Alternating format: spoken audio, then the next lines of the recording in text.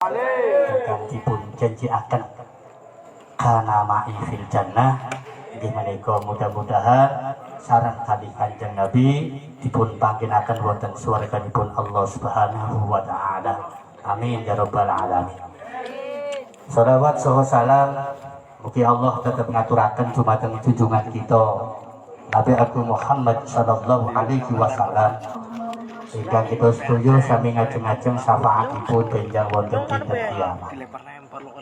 Pada mustami'at yang saya hormati, alhamdulillah pada kesempatan malam hari ini seperti tadi yang telah disampaikan oleh pembawa acara bahwa suguhan acara malam hari ini diantaranya adalah dua agenda peringatan, di mana yang pertama adalah peringatan Maulidiyah, hari besar untuk kehidupan umat atau bahkan kehidupan segenap makhluk alam semesta.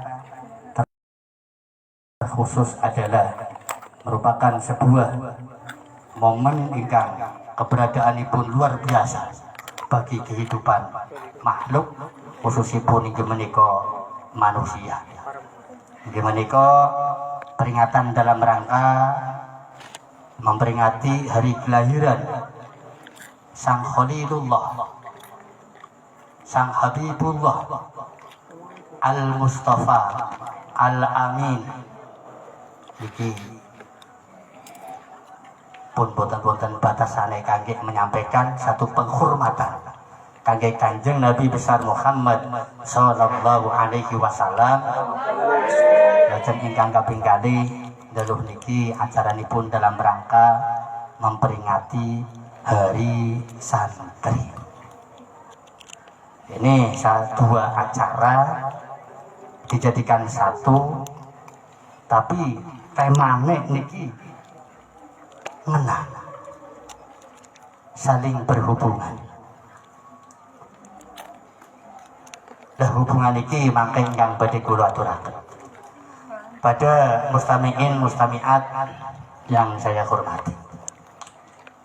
Sering kita mendengar bahwa apakah perlu dan hukumnya bisa dipertanggungjawabkan tentang keamanan dan manfaatnya bagi kita sebagai seorang muslimin untuk menggelar acara peringatan Maulid Nabi besar Muhammad sallallahu alaihi wasallam dengan suguhan kayak semacam suguhan haflah atau sekilas kayak pesta pora yang dipenuhi dengan kegembiraan, yang padahal nan jauh di sana.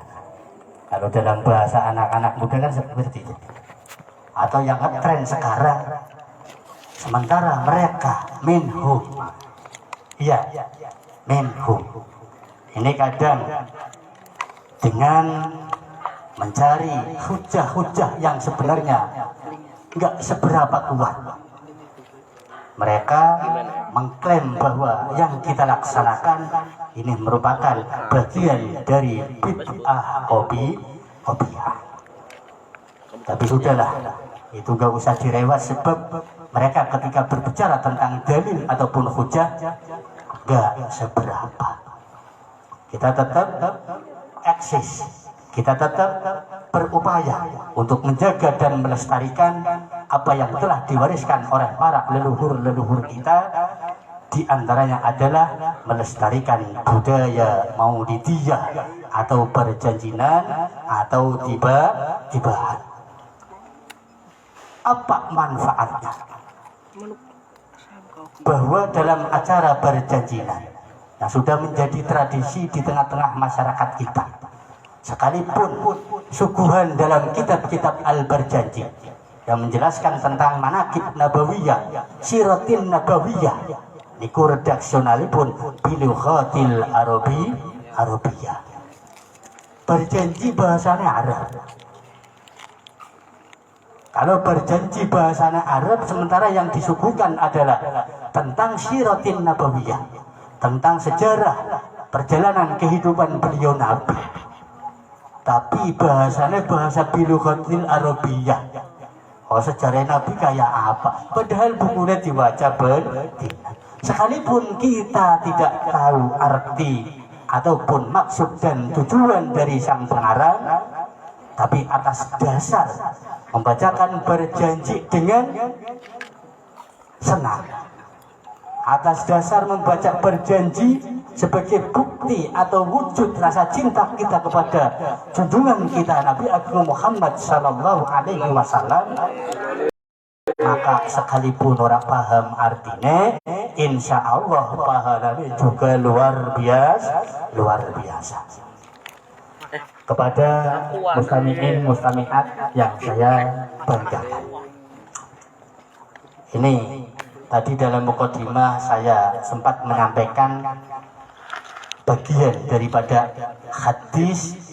Hadis ini adalah hadis hasan dalam kitab Jami' Shahih, itu masuk dalam golongan hadis hasan. Dari mana hadis hasan dalam ilmu hadis ini bisa untuk dijadikan sebagai pegangan dalam kehidupan kita sehari-hari. Apa yang pernah didawukan oleh beliau Nabi? Beliau nate dawu, tuba liman ro'ani wa amanabi. Sangat beruntung mereka orang-orang yang pernah melihat saya, kata Kanjeng Nabi. Beruntung bagi orang-orang yang pernah melihat saya dan dirinya mau mengimankan kepada saya. Siapa beliau orang yang dianggap beruntung oleh Kanjeng Nabi? Yaitu para sahabat Kanjeng Nabi, karena beliau diberi kesempatan oleh Allah saged ningali semerep Kanjeng Nabi, juga ning atine tertanam rasa iman maring Kanjeng Nabi. Cuman kebahagiaan yang didawukan oleh Nabi untuk para sahabatnya wonten teng Jami' Shahih niku namung sepindah, waktu baliman ro'ani wa amal. Cuman ada kebahagiaan dan keuntungan yang sangat berlipat ganda lewat dawuh ingkang dados kelanjutanipun inggih menika watuba wa fi riwayatin sab'ata marrat. Ora cukup ping 3 ngomong, tapi bahkan sampai ping 7 Kanjeng Nabi dawuhaken watuba. Beruntung sekali dan sangat beruntung sekali. Siapa? Liman lam yaroni wa amal. Itu mereka orang-orang yang tidak pernah melihat saya, tapi dalam hatinya tertanam rasa cinta kepada saya, iman kepada saya. Yang jadi pertanyaan, siapa mereka yang dibilang oleh beliau Nabi, yang didawukan oleh beliau Nabi, keberuntungannya sangat berlipat ganda? Apakah itu kita? Bisa terjadi. Kenapa? Karena kita hidup di zaman milenial, yaitu tahun 2021, sementara beliau Nabi sekitar tahun 580-an. Berarti kita kan tidak pernah melihat Kanjeng Nabi, tapi dalam hati kita tertanam rasa iman dan cinta kepada Nabi yang luar biasa. Bahkan kecintaan kita mungkin dibanding dengan masyarakat di luar daripada negara Indonesia, ini kecintaan kita kepada Kanjeng Nabi sangat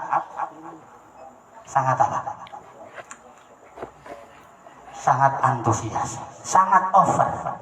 Terbukti tradisi hadroan, tradisi maulidiyah di tengah-tengah kehidupan masyarakat Indonesia itu sudah membumi.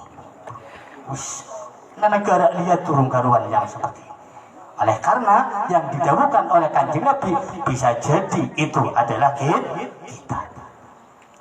Terus apakah benar-benar kita? Saya akan cerita lagi.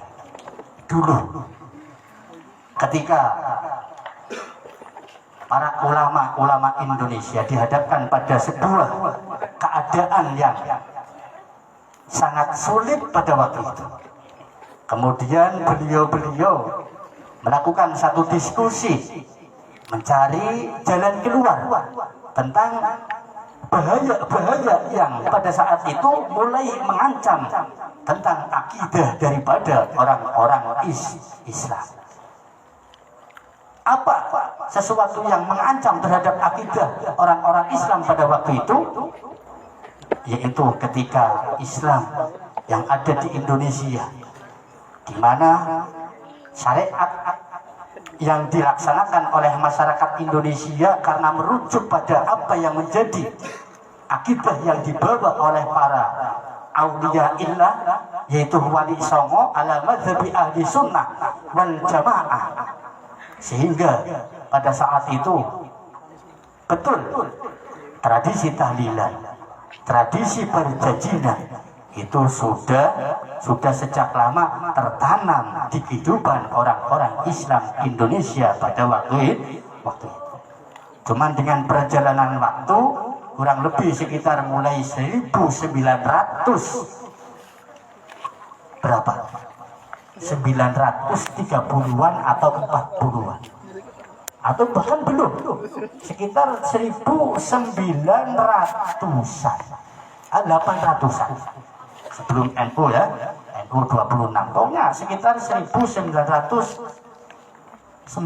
awal, 50-an, ya belum 50-an, itu berarti sudah merdeka.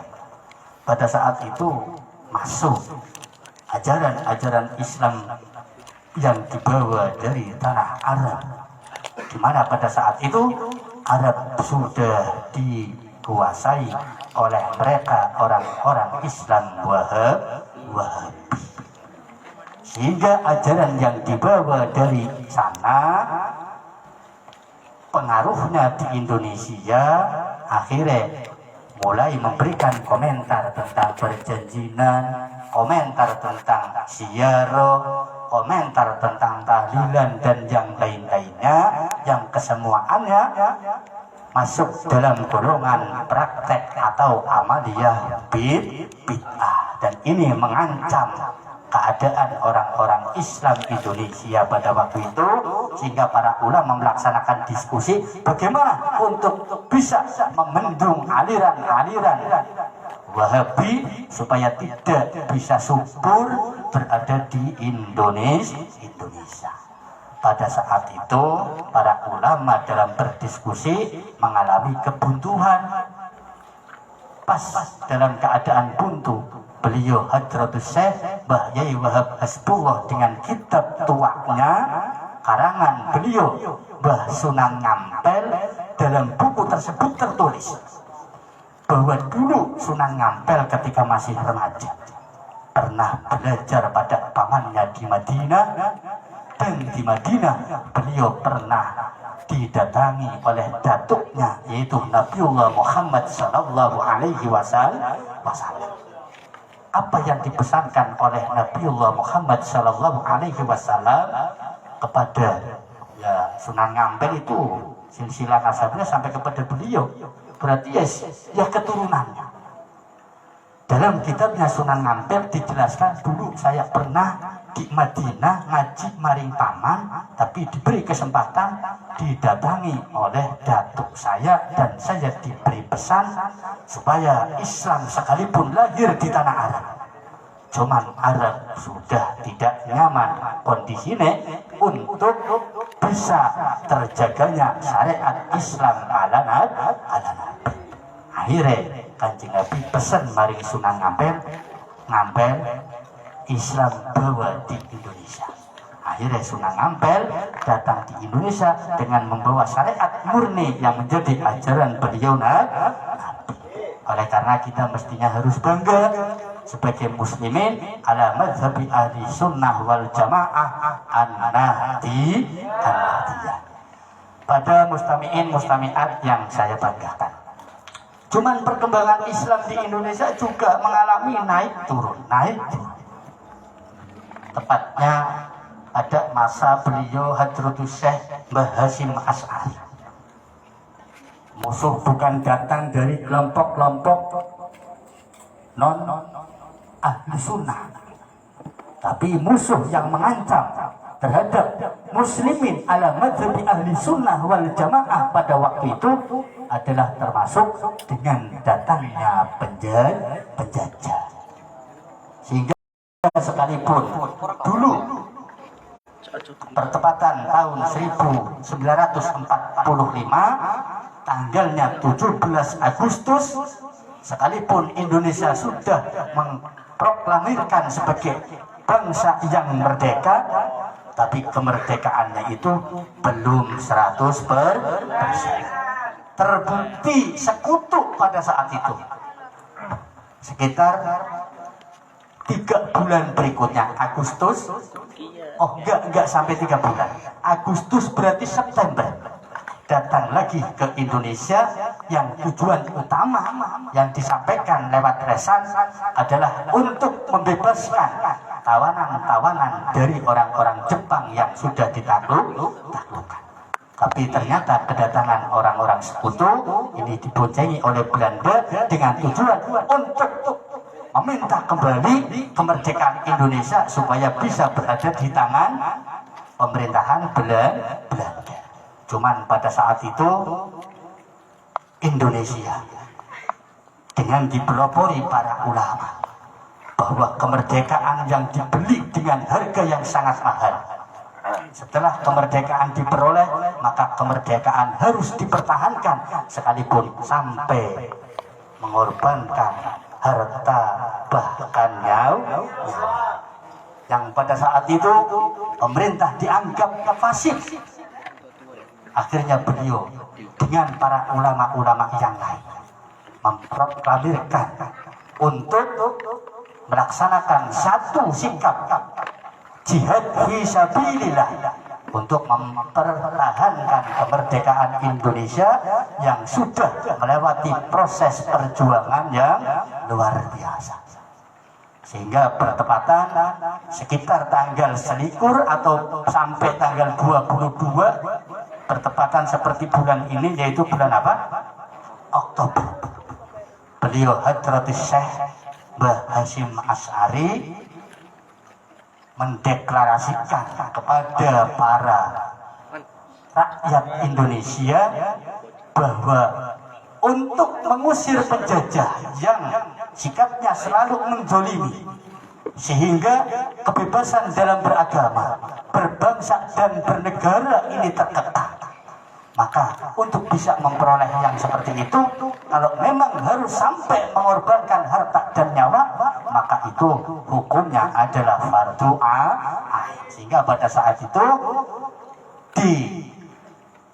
diinstruksikan oleh Mbah Hasyim Asy'ari yang disebut dengan istilah resolusi jihad, dan itu dipelopori oleh kalangan ulama yang diikuti oleh para santri-santri sampai saat sekarang akhirnya dikenang dengan Hari Santri. Sekalipun prosesnya ini sangat panjang, sebab Hari Santri itu baru ada sekitar tahun 2016. Kenapa tidak dari awal diperingati sebagai Hari Santri? Ternyata ada kelompok-kelompok tertentu yang merasa takut ketika Hari Santri itu diputuskan mulai dari awal. Siapa mereka? Mereka yang punya kepentingan politik, sehingga akhirnya nutupi peranan orang-orang penting dalam memperjuangkan, dalam memperoleh kemerdekaan yang diisi oleh para ulama. Padahal ulama ini karena mengedepankan sikap tawadhu, sekalipun tidak diliput, tidak diangkat dalam buku-buku sejarah, tapi para ulama tidak pernah protes. Ini karena kepentingan politik dari kelompok-kelompok tertentu. Tapi bagaimanapun kebenaran pada saatnya nanti juga akan muncul. Oleh karena pada kesempatan malam hari ini dengan peringatan Maulid Nabi besar Muhammad Sallallahu Alaihi Wasallam, sekaligus dalam rangka memperingati Hari Santri, saya ingin berpesan bahwa jamiah yang kita ikuti ini adalah jamiah yang telah kebenarannya. Karena apa? Jam'iyah Nahdlatul Ulama ini adalah jam'iyah samawiyah, jam'iyah atas instruksi dari langit. Kenapa? Karena berdirinya jam'iyah Nahdlatul Ulama bukan seperti organisasi-organisasi pada umumnya. Prosesnya ini sangat panjang, melibatkan para ulama ahli kasaf. Berdirinya jam'iyah Nahdlatul Ulama atas hasil istikharah dari wali-walinya Allah, sehingga jam'iyah Nahdlatul Ulama, saya katakan jam'iyah yang mutlak mengikuti syariat yang dibawa oleh beliau Nabi besar Muhammad sallallahu alaihi wasallam. Oleh karena mari kita niat untuk khidmah ngabdi kepada ulama yang statusnya sebagai warasatil anbiya wal mursal. Kemudian yang terakhir, kita berbicara tentang jam'iyah Nahdlatul Ulama, jangan sekali-kali orosa aktif sing penting tahlilal, jangan. Sebab bagaimanapun jam'iyah Nahdlatul Ulama satu-satunya jam'iyah terbesar di dunia. Bahkan sebagai jam'iyah yang mempelopori adanya pasukan paling profesional, pasukan yang difasilitasi dengan senjata-senjata canggih, ini bisa kalah. Sehingga dunia internasional pun mengakui bahwa jam'iyah Nahdlatul Ulama adalah kunci akan kemerdekaan bangsa Indonesia yang semata-mata juga atas rahmat Allah Subhanahu wa taala, tapi ikhtiarnya adalah karena jam'iyah Nahdlatul Ulama menjadi ujung tombak. Nah sekarang karena jam'iyah Nahdlatul Ulama sudah diketahui oleh mata dunia sebagai kekuatan besar, sehingga Islam di Indonesia juga masih tetap berdiri kokoh. Padahal di luar sana yang tidak senang dengan Islam juga banyak. Jika mereka memiliki satu rumusan, Islam di dunia ini bisa kita taklukkan kalau memang keberadaan Islam di Indonesia bisa kita tundukkan. Untuk menundukkan Islam yang di Indonesia sebagai kunci kekuatan Islam dunia, ini adalah keberadaan jam'iyah Nahdlatul Ulama. Oleh karena musuh-musuh yang ada di sana dalam menyerang jam'iyah Nahdlatul Ulama bukan hanya lewat musuh luar, tapi kadang disusupkan ke dalam. Oleh karena saudara juga hati-hati, wonge sarungan, pecinan, pondokan. Kitab kuning. Sama kitab-kitab klasik yang menjadi kurikulum pondok pesantren. Tapi mereka sudah didoktrin oleh kelompok Islam di luar ahli sunnah wal jamaah Ahmadiyah. Oleh karena saudara juga hati-hati, saudara. Oleh karena monggo, saya persilakan, karena mencari ilmu itu adalah perintah dari syara. Cuman ilmu yang akan kita cerna, kalau memang itu tidak lumrah dengan apa yang kita ketahui di sekitar kita, maka alangkah baiknya hal seperti itu kita tanyakan kepada orang di sekitar kita yang dianggap mumpuni, sebab khawatir saudara terseret. Kiranya itu yang bisa saya sampaikan. Mudah-mudahan apa yang saya sampaikan ini bisa memberikan motivasi, semangat pada kita semua, bahwa tujuan kita aktif dalam jam'iyah atau organisasi IPPNU didasari dengan niat khidmah maring para ulama. Kalau memang didasari dengan niat khidmah maring ulama, insya Allah kita juga besok fi yaumil qiyamah akan dibersamakan dengan ulama-ulama yang kita cintai, sesuai dengan dawuh Kanjeng Nabi, almar'u yuhsyaru ma'aman ahabbah. Siapapun orangnya besok fi yaumil qiyamah akan dikumpulkan dengan orang-orang yang dia cintai. Kalau yang kita cintai adalah ulama, maka fi yaumil qiyamah kita juga akan disatukan dengan para ulama. Kiranya itu yang bisa saya sampaikan, kurang lebihnya mohon maaf yang sebesar-besarnya. Akhir kalam, wallahul muwaffiq ila aqwamit thoriq. Wassalamualaikum warahmatullahi wabarakatuh. Waalaikumsalam warahmatullahi wabarakatuh.